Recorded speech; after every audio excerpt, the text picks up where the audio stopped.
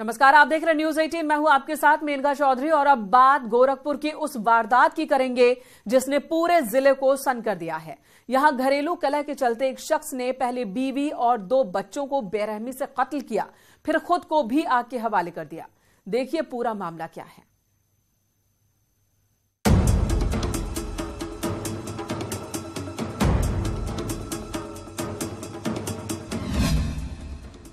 बंद कमरा, 4 मौतों की मिस्ट्री। मौत की आग, खाक हुए सबूत। क्या कलह में जल गया परिवार। जगह थाना गोला, गोरखपुर। तारीख 4 फरवरी। वक्त रात 1 बजे। पूरे गांव में उस वक्त सन्नाटा फैल चुका था। हर कोई गहरी नींद में सोया था, लेकिन गांव के किनारे पर बने एक घर से शोर शराबे की आवाजें आ रही थीं।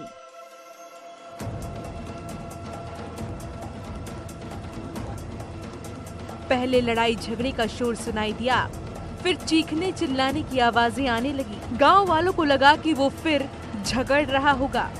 थोड़ी देर बाद उस घर में भी सन्नाटा फैल गया, मौत का सन्नाटा।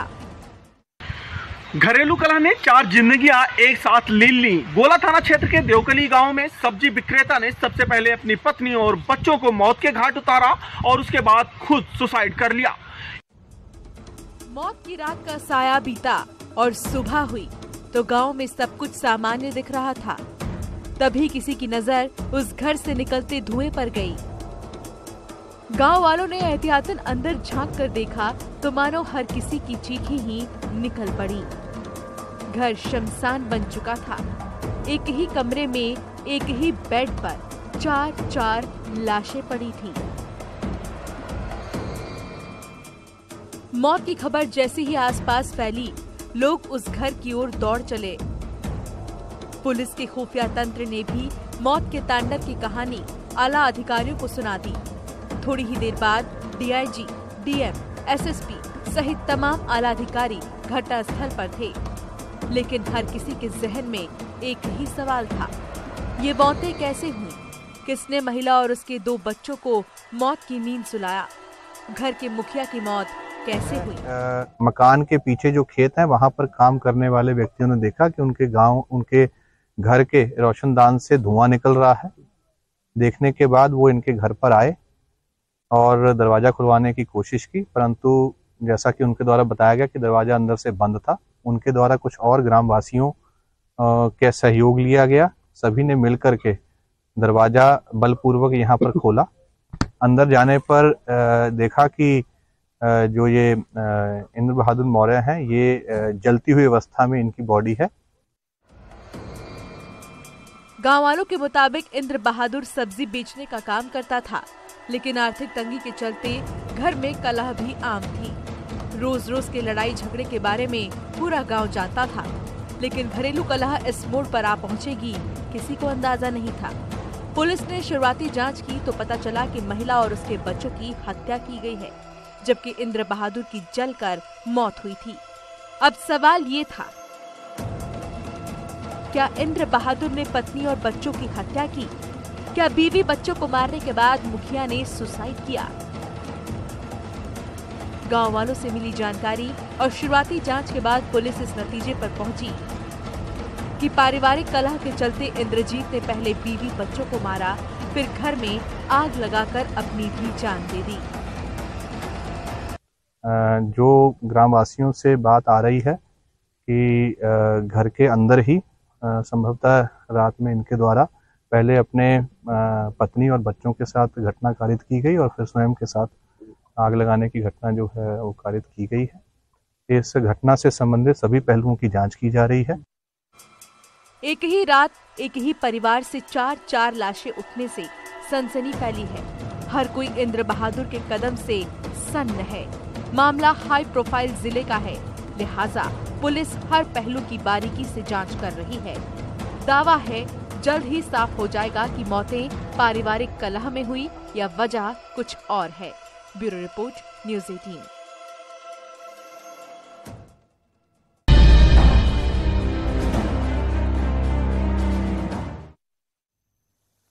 AIMPLB की मीटिंग में यूनिफॉर्म सिविल कोड पर चर्चा हुई है। बैठक में यूनिफॉर्म सिविल कोड के खिलाफ प्रस्ताव पास किया गया।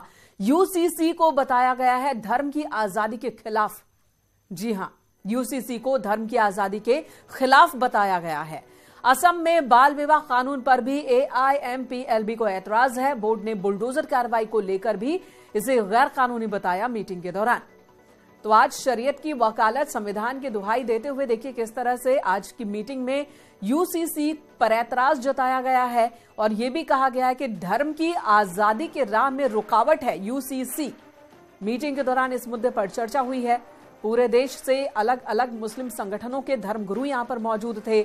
लखनऊ में आज इकट्ठा हुए थे 52 अलग अलग संगठनों के धर्मगुरु और उनके बीच जो धार्मिक एजेंडे पर चर्चा हुई है, यूसीसी सबसे आगे है। यूसीसी की चर्चा देश में एक बार फिर तेज हो गई है और ऐसे में यूसीसी को लेकर मुस्लिम धर्मगुरुओं का कहना है कि ये गलत है। धार्मिक तौर पर जो आजादी इन्हें संविधान से मिलती है वो आजादी इससे बाधित होगी। और वहीं दूसरी तरफ बाल विवाह को लेकर असम में बनाए जा रहे कानून को लेकर भी ऐतराज जताया गया है। हालांकि असम में बाल विवाह का धर्म से कोई लेना देना नहीं है। वहां की सरकार कह रही है कि जो उम्र है विवाह की, उस उम्र का पालन होना चाहिए। धर्म विशेष का इस कानून से कोई लेना देना नहीं। लेकिन आज AIMPLB की बैठक के दौरान इस मुद्दे पर भी चर्चा हुई और इस पर भी ऐतराज जताया गया।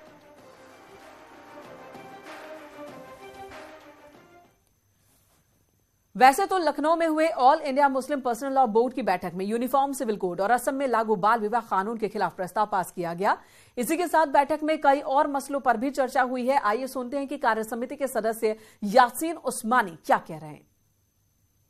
सिविल कोड था, हमारा विमेंस कोड था, उसको मजबूत करने की बात थी और जो हमारे मुकदमात अदालतों में चल रहे हैं उसकी क्या पोजीशन है उसका जो है वो जायजा लेना था। हमारी कानूनी कमेटी ने जो बताया हमको ये पोजीशन है।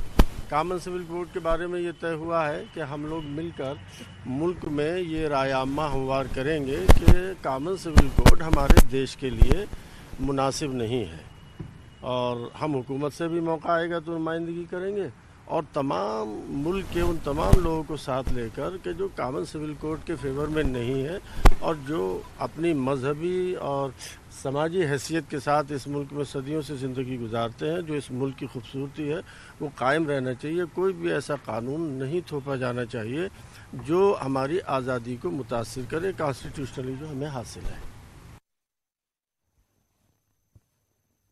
वैसे तो पहले से ही तय था कि all India personal law board की मीटिंग में महत्वपूर्ण मसलों पर कम बल्कि धार्मिक मसलों पर ज्यादा बात होगी। इसी के साथ बैठक में यूनिफॉर्म सिविल कोड के खिलाफ जमकर भड़ास निकाली गई। बोर्ड के महासचिव ने क्या कहा, यह भी हम आपको सुनाते हैं। कि हमारे इस मुल्क के लिए जिसमें मुख्तलिफ मजहब के मानने वाले, मुख्तलिफ कल्चर से ताल्लुक़ रखने वाले लोग हैं, उनके लिए यूनिफॉर्म सिविल कोड मौजू नहीं है। हर तबके को अपनी अपनी पहचान के साथ इस मुल्क में जिंदा रहने की इजाज़त देनी चाहिए, जैसा कि हमारे मुल्क का दस्तूर कहता है।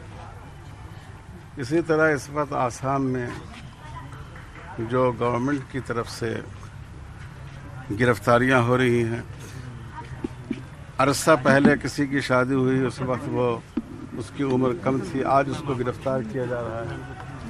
तो ये केस पहले से सुप्रीम कोर्ट में पहुंच चुका है, हरियाणा और पंजाब से। जब तक सुप्रीम कोर्ट का फैसला न हो जाए उस वक्त तक आसाम गवर्नमेंट को इस सिलसिले में ऐसा कदम उठाना चाहिए और उसको उससे बचना चाहिए। यूसीसी को लेकर मुस्लिम धर्मगुरुओं के ऐतराज के बीच यूपी के डिप्टी सीएम केशव प्रसाद मौर्य ने साफ कर दिया है कि बीजेपी यूनिफॉर्म सिविल कोड लागू करने के लिए अडिग है और जो वादा किया है उस वादे को निभाएंगे। वो उनका विषय है। All India personal law board अगर अपनी कोई बैठक कर रहा है तो उससे सरकार का कोई लेना देना नहीं है। और जहां तक किसी मंदिर के जो संबंध में आप सवाल कर रहे हैं, उस सवाल का भी एक ही जवाब है कि जो मामले न्यायालय के समक्ष विचाराधीन होते हैं उसमें सरकार या समाज की कोई भूमिका नहीं होती है। माननीय न्यायालय के आदेश की सबको प्रतीक्षा करनी चाहिए। और जहाँ तक सामान्य नागरिक कानून की बात है तो वो भारतीय जनता पार्टी का सदा से मुद्दा रहा है। जब हम सरकार में नहीं थे तब भी हमारा मुद्दा रहा है, आज हम सरकार में तब भी हमारा मुद्दा है। जब उचित समय आएगा, अभी राज्यवार कुछ आगे बढ़े हैं और जरूरत पड़ेगी तो राष्ट्रीय स्तर पर भी आगे बढ़ेंगे। धर्म परिवर्तन जैसे मुद्दे भी वहाँ पर। देखिए, धर्म परिवर्तन किसी को लालच दे करके इस देश में, प्रदेश में धर्म परिवर्तन करने की कोशिश नहीं होनी चाहिए। अगर ऐसा कुछ होगा तो कानून अपना काम करेगा।